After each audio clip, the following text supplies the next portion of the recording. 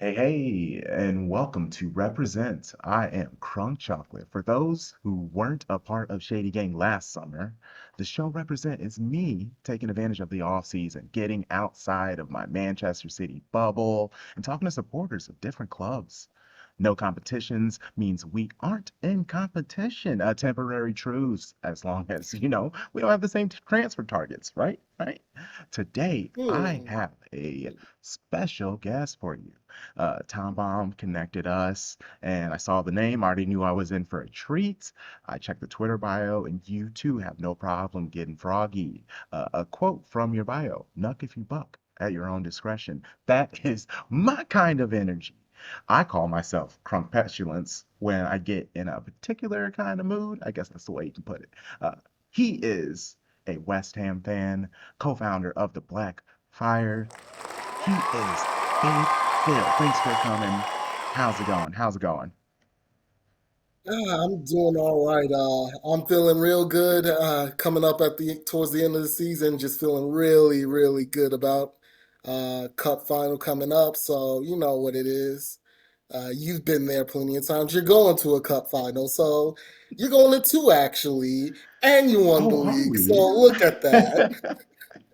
We're not here to talk about us, but also thanks. Thanks. It is nice. It's fantastic. Uh-huh.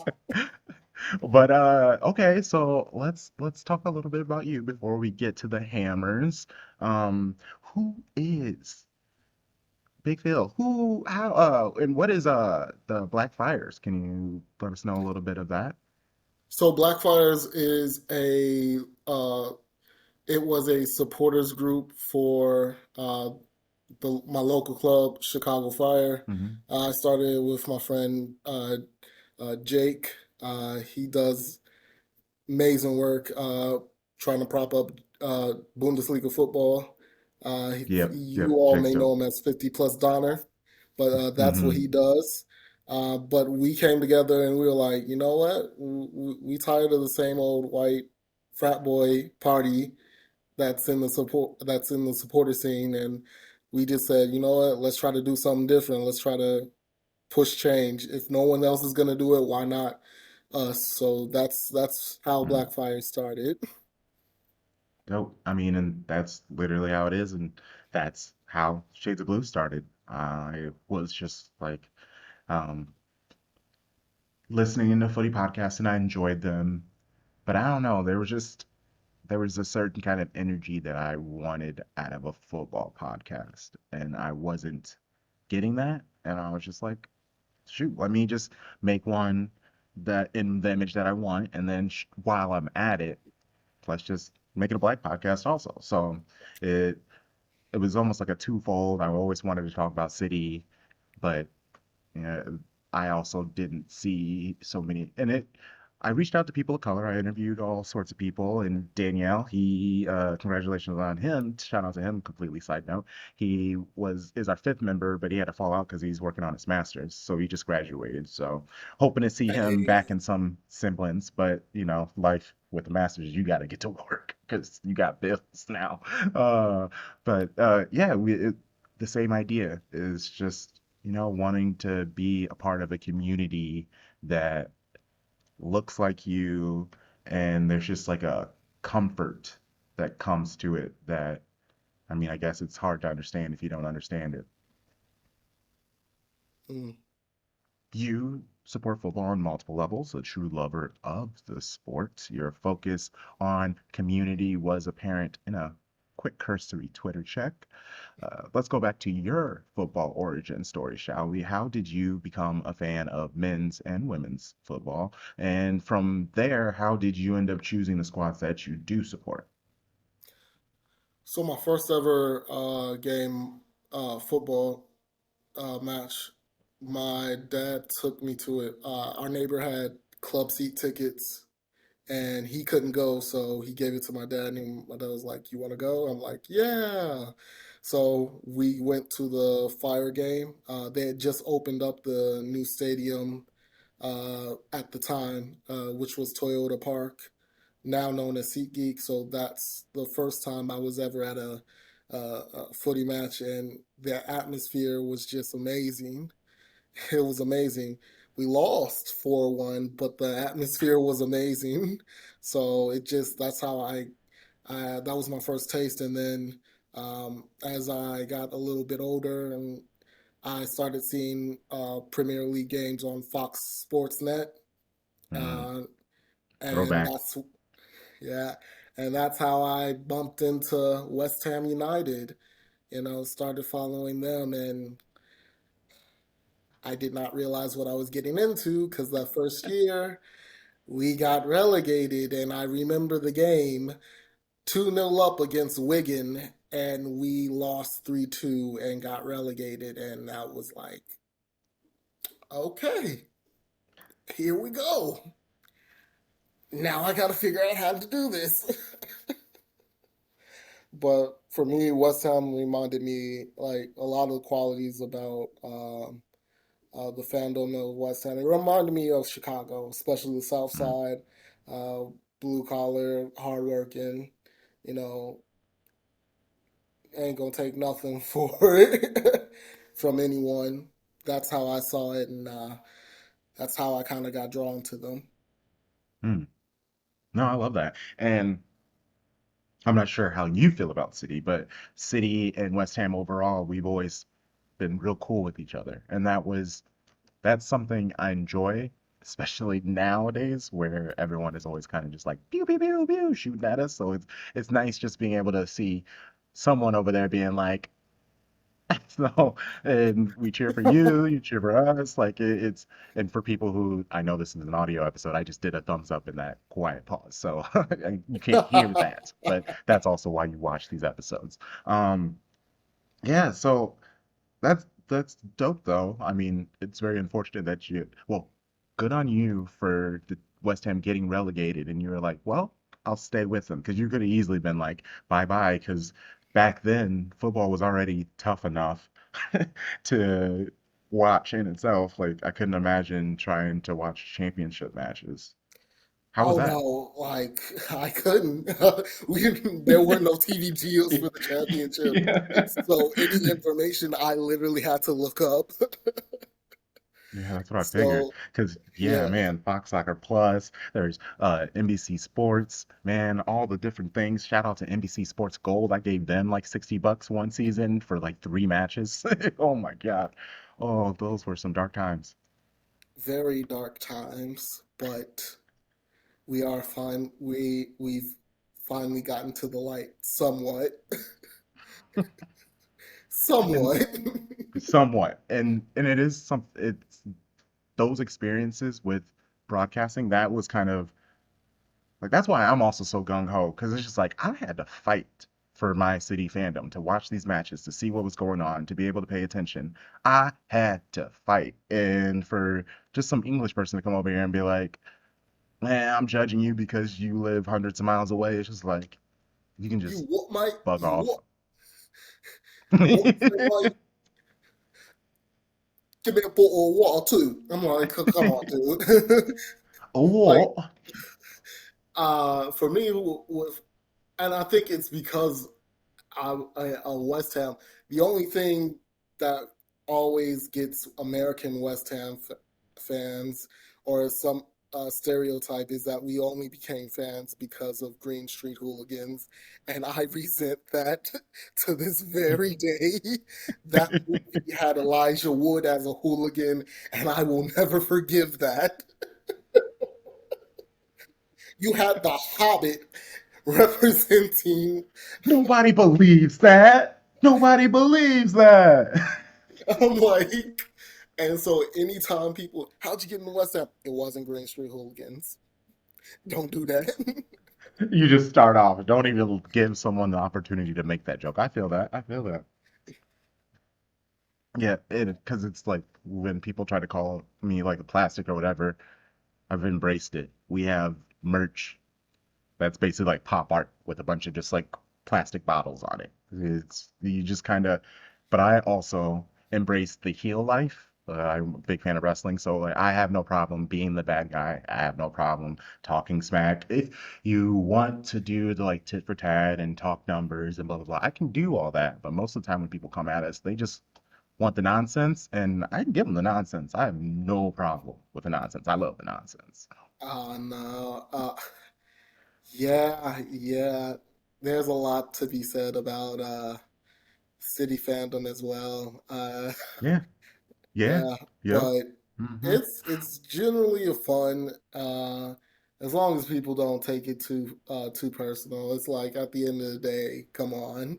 We're Right. all literally in America. We are thousands of miles away from the actual club. We're not like actual locals, so it's like, hey, just simmer down a little bit. Just simmer down for me. Yeah. You ain't gotta get like that. Oh, man. I get into it a lot. Actually, I don't get it at all with City fans anymore. For the most part, just block them. Right now, I've just been enjoying Rivals at this moment, and it's the top, it's the main people. And, but yeah, no, normal, if I see like a Wayward City tweet or whatever, I'm a big fan of just blocking people. I don't mute accounts because I know people, they say you mute because if you block them, it gives them this sort of like positive feeling like that they made you feel away. And no, I block you so then I don't ever, because the app is awful. So you can mute somebody and still see their stuff. I don't want to take any chances. I don't want you ruining my day. That's what that is. I'm being proactive on my own sanity. It has nothing to do with any of you goofs. That is my own personal. I think we're up to like 320 accounts we have blocked. Like I have no problem blocking. Yeah, I mean, um, I haven't actually. The ironic thing is, I haven't blocked anyone as much as I've actually been blocked, and it's like, hey, you do what you do, protect your peace, but that's your business. I know I ain't say nothing crazy. I ain't say nothing out of line, so I'm okay. You do what you do, Playboy, but I'ma do me. I like that. I like that. I like that. All right, well, keep it moving. So the focus was on you. We were building a connection, all those things you're supposed to do while you foster a positive relationship. Now we can talk about the football squad, and I can possibly ruin any forward progress we've made. Okay, so we are recording on May 23rd. The episode will be released after West Ham's final against Fiorentina. I'm always awful with those multi-syllabic words, which means I'd like a prediction out of you real quick. So, real quick, what do you think the score's gonna be? 2-1 West Ham. Okay. Good fan. I mean, I can see that too. I'm rooting for y'all, for real, for real. Oh no, But like I feel like we're really coming into our form now, like surprisingly, and we'll get into that later, but mhm, it feels like everything's just starting to click right now and that's what gives me that confidence because had this been in the middle of the season, I would have said I don't know. I don't see it happening. But now I'm filled with more confidence than ever and it's been rewarded in how they've been playing lately, especially mm, the last match versus Leeds, and that was probably one of the better performances of the season. nice, nice, nice, nice. All right. Well, before the beginning of the season, I personally had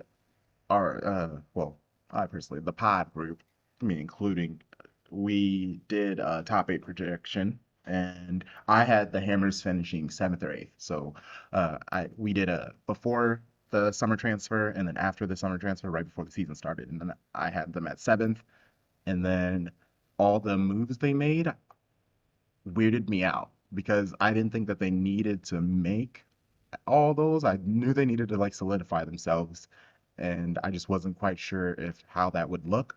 Uh, yes, you're sitting where you're sitting in the table. That is a bad, but like I said, you have a chance to win a trophy, and that is fantastic. Uh, During last summer, you brought in a lot of players. Like I said, Paqueta, Scamacca, Cornet, Ings, I think was during the winter. Alphonse Areola. Uh, the idea was to solidify the squad. How were you feeling? about the transfers and just West Ham overall, like match one, leading into the season. What were your thoughts? My thoughts were we should have been were that we would finish in the top half and that we would make a run in Europe. I felt good about Skamaka. I think he was the ideal type of forward you want, especially in Europe as well. You know, he can hold the ball up, does great hold up play. He knows how to finish in the air. Um, I think Paqueta was great. I don't think we've had a playmaker like him since Payet, which was huge because Payet was really the last baller. Streets will never forget him Yeah, on that man, he was the West man. Ham He was the team. man. Yeah.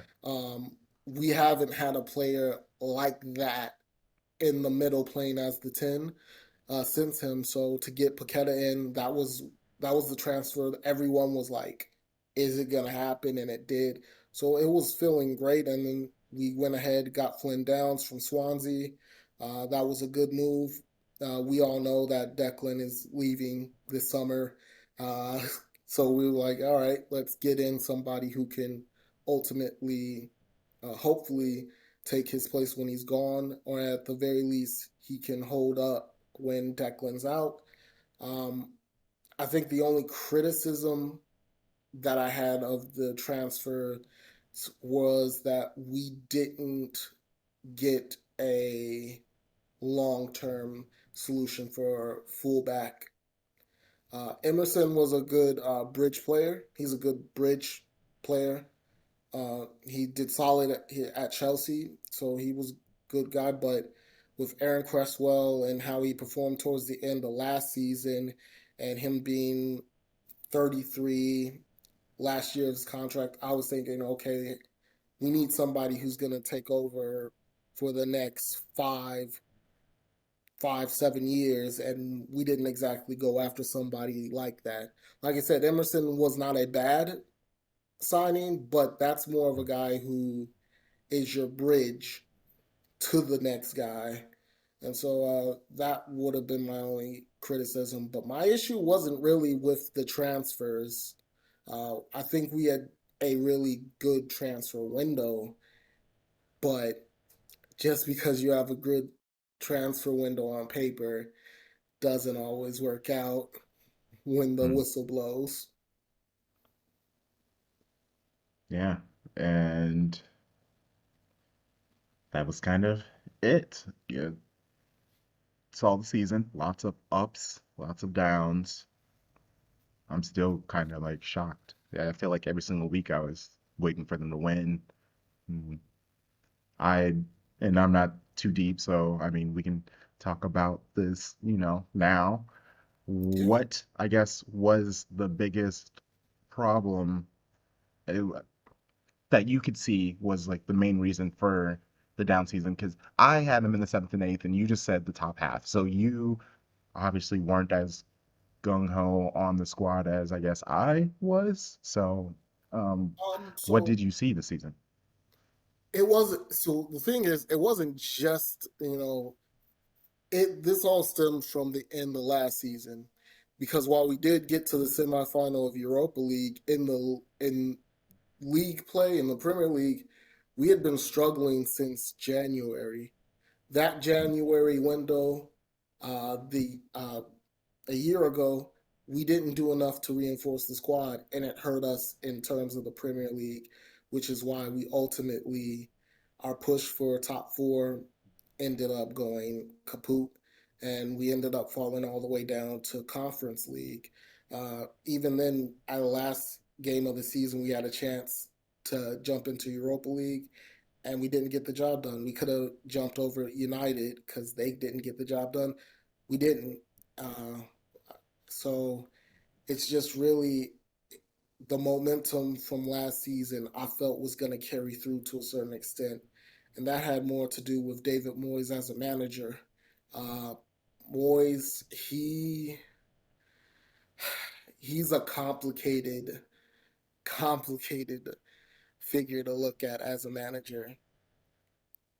He did he did a lot to get us in this position, but it's kind of like live by the sword, die by the sword.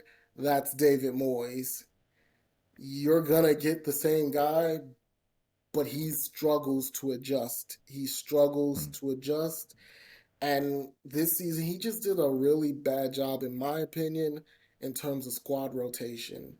Because we brought in these players, and it just felt like he never trusted them when, you have to give them the opportunity to prove themselves. And when Thomas Socek is starting the majority of matches, and he has been literally the one of the worst players in your 11 the entire season, and you see Flynn Downs and he comes in and he has good cameos, it's like, okay, why aren't you giving him more of a chance? And I talking about it with other Hammer fans, and one person said it, and they had a interesting analogy for it. David Moyes operates mafioso style.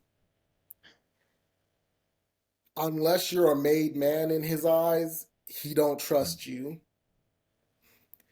And Socek was a made man in his eyes, and he didn't trust Flynn Down. So when fans were getting pissed off because of how inconsistent Socek was in the midfield, the idea was, okay, we'll give the other guy a shot, but that never really happened. I think the best game to sum up how West Ham fans feel about Socek, we lost 3-4 to Palace away. That was easily the worst game I've seen him play, and yet he had a goal and 2 assists. He had a goal and 2 assists, and that was still arguably the worst game he's played in a West Ham uniform. That Mm. is how frustrating he is.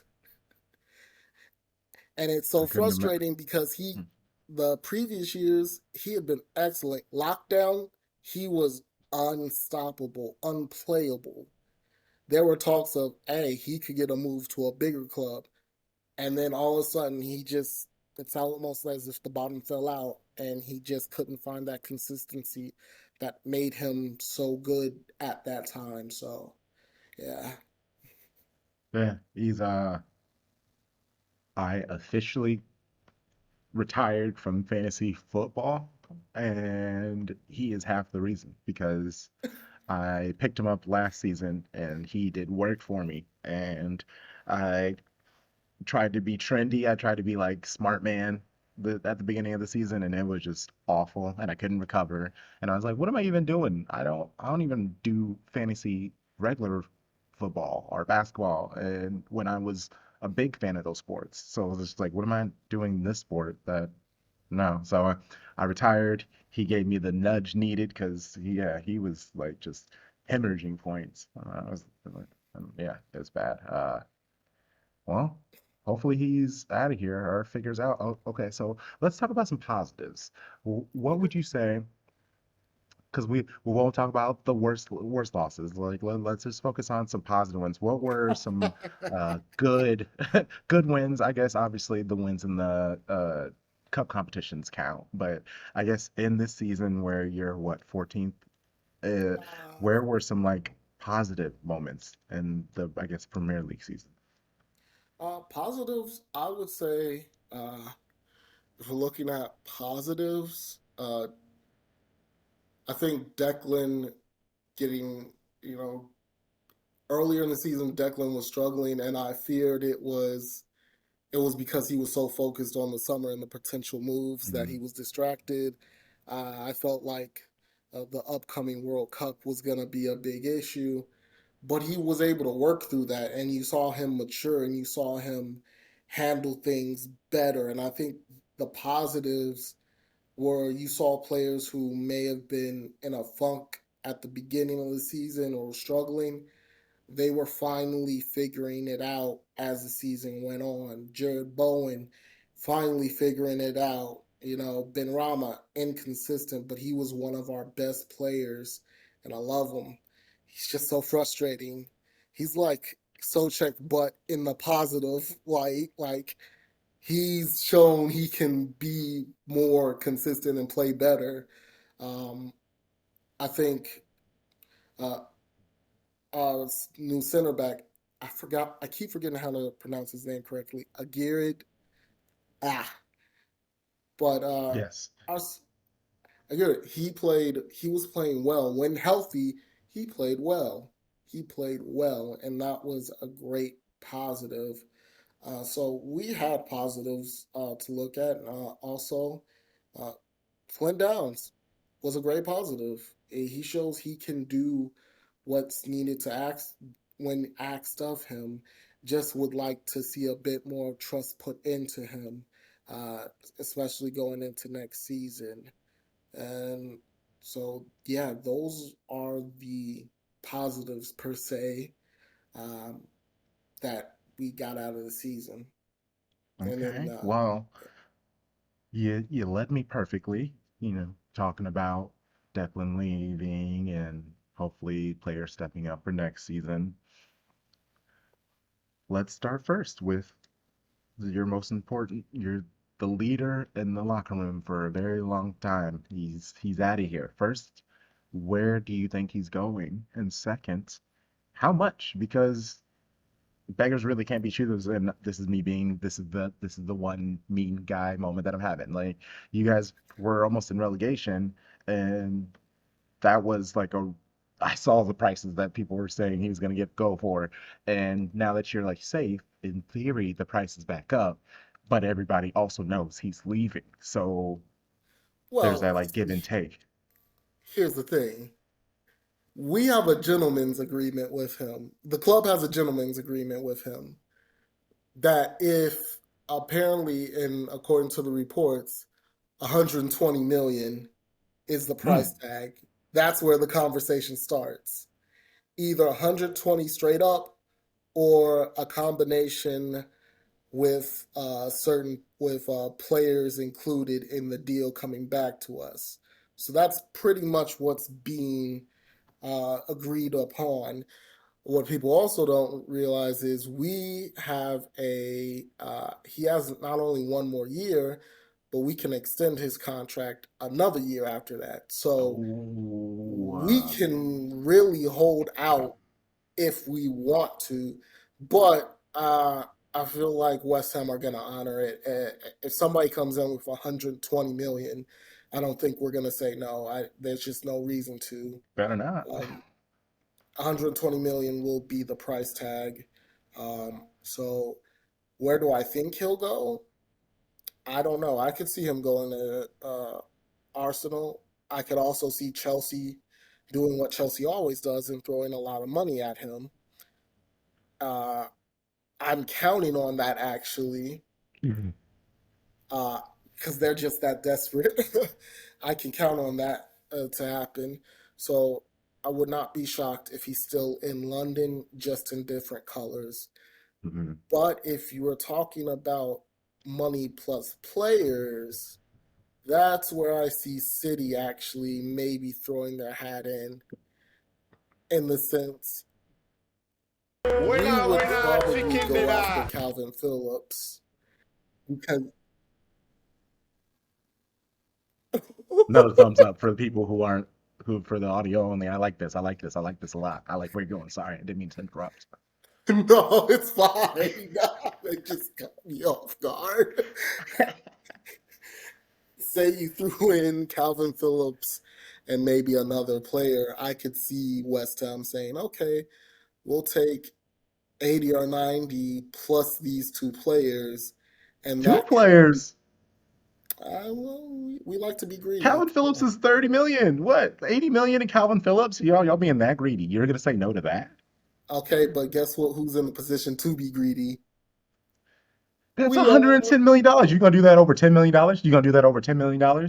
You gonna do that? Y'all act like y'all wouldn't pay that money. Let's stop playing. Stop playing What the we game. can and what we should, two different things. And what you will do, I guarantee you. If Declan says I like to go to City, guess what? You gonna pay whatever it takes. Go ahead, Oh man. slide us Riyad Mahrez, slide us Oh, Riyad, that's not happening. Slide you're us lucky I your don't. head in, Calvin. No, I almost hit boo this man right now. I'm trying to keep us positive. Boo what? Boo this man. No, I don't want to hear that. I don't want to hear that with as much You, talent you have going forward. there's no, the only way I would say goodbye to Mahrez right now is if Vinny's dust up with Javier Tebas gets so bad that he's like, I'm out of here. That is the only Let's way talk about I, it I then. I would Vinny to the gladly Premier fly to League. Manchester and pack Mahrez out of here. Like, goodbye, friend.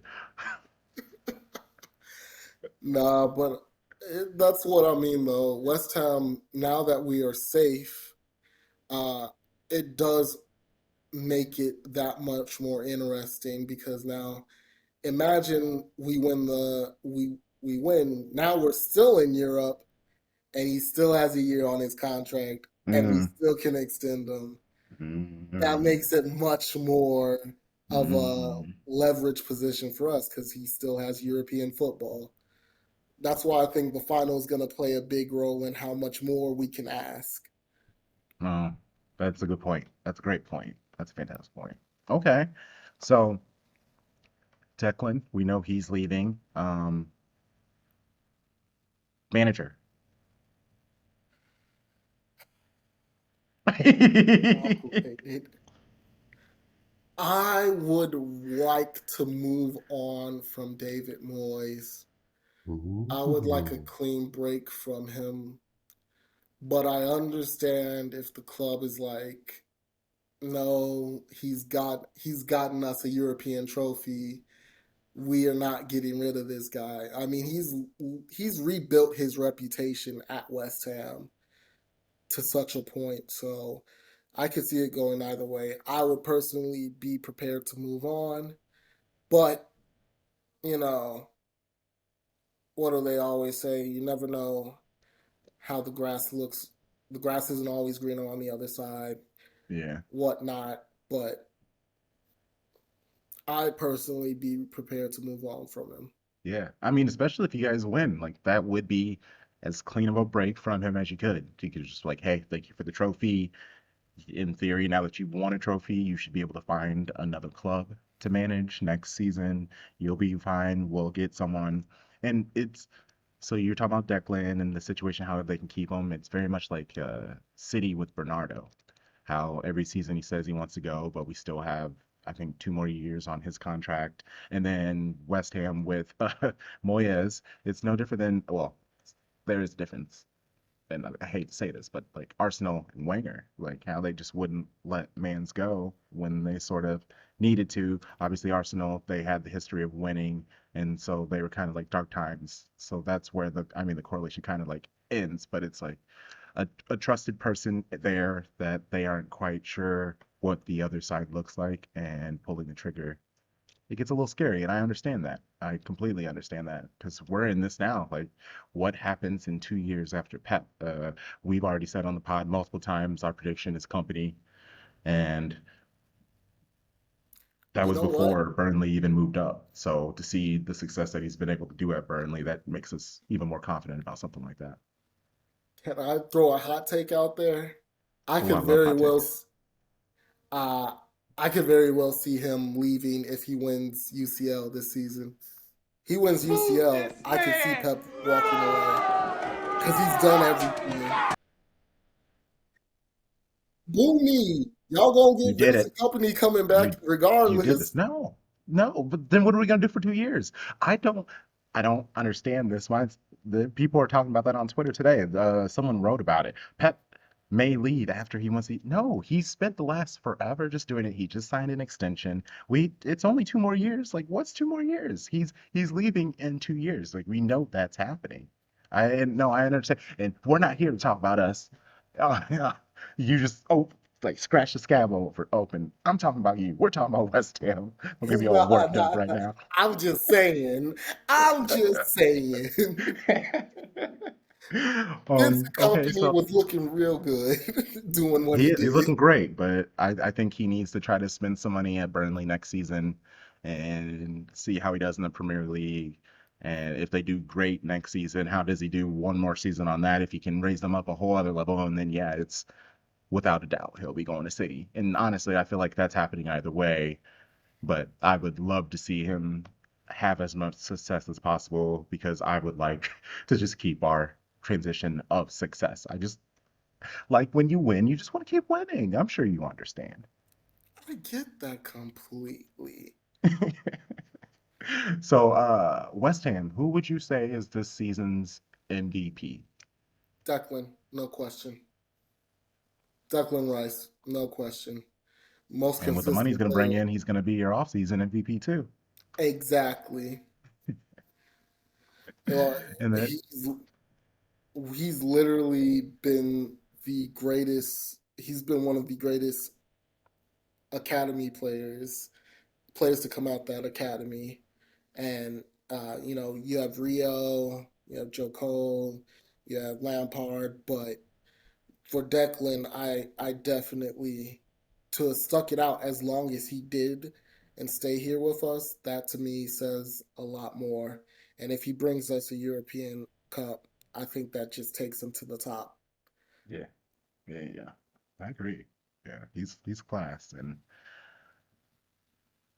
if him coming to City means we have to lose Calvin, that's a significant upgrade, and I'm here for that because obviously Pep, the drop off from Rodri to anybody else scared Pep, and if that scared Pep, that scares me. And I mean, he looks great in when we on the match that they played on Sunday, but it was very relaxed. The energy was very chaotic. It was back and forth. It was not a typical City match, and I think that is the type of team that Calvin fits better in, and I see that in West Ham because you guys have those moments where yes, you're in control, but you for the most part kind of like it flowing back and forth, and that's what I enjoy about West Ham matches. It's always fun. It can be 0-0 and it's still going to be a very entertaining match.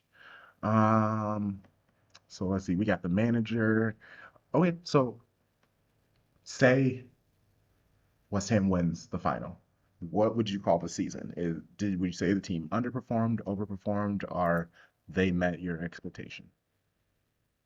If we win a European Cup, it makes the season a success. Mhm. That's just as simple as it goes. If we don't, then the season was a bit underwhelming. I would say, but just simply for our form in Europe, just excluding that, the league form it wasn't good enough. We should not have been as low as we are in the table. So that's European finals gonna play a big role in how this season's defined. Mm, okay. Well, let's talk about few more questions about this off season before we get your thoughts on or a quick prediction. I love a prediction. I love looking way too far ahead. I'm a big fan of it. And trust and don't worry, I won't clip it for next season and be like, you were wrong, ha ha ha, because I just won't remember. And that's just petty energy towards you. This was a great interview. There's no need to do this. There's no need to do that. But okay, so you mentioned fullback is a position you want West Ham to focus on. Is there any other positions like Antonio? Okay, actually, we with this whole time without talking about him. What are your thoughts on him? How has he been doing as a striker? Well, he's been fine as a striker. He's been he hasn't been great. I'll say that he hasn't been great, but he has done more than enough. Uh, because he wasn't naturally a striker. He when we signed him, he was a winger from Nottingham Forest, or I believe it was Forest, or was it Wednesday? He was a winger when we signed him, and then because we couldn't sign a striker, or we couldn't sign a good striker, he had to become one, and he's done more than a suitable job at that role. And so I have nothing but gratitude for Mikel Antonio. And so um, I do think there's going to come that time where we move on from him, whether it be this upcoming off season or Hmm. next. I think that point in transition where we're gonna have to go after a younger striker comes because Kamaka, I believe, is I want to say 26, and Ings and Antonio are in their 30s. Mhm. So we have to find that next young striker to eventually go ahead and hold take the reins. Okay. So is there a trendy name that's been floating around that West Ham is supposed to be trying to bring in this summer? See, that's the thing. That really depends on uh, Oh, what everything's on the happened Declan. Okay. because once that domino falls, then all other options are open. If we just get straight up money, then I can see us trying to go after a couple strikers. Um, but I could also see us trying to reinforce the midfield immediately. Uh, say if for no prediction, no spoiler. If Leeds were to get relegated, Tyler Adams is just sitting right there. Mm. I'm not saying no. I'm saying immediately bring him up to bring him to the Hammers. He would Right be now, not ideal. now, but right now. He would be the ideal replacement. He was magnificent this season when he was playing. He was a big part of why Leeds were out of the relegation zone. And you see the difference when he went out with injury. They Hmm. have been lost. And I Um, love it. so, yeah, in terms of that, he would be a definite player to look at.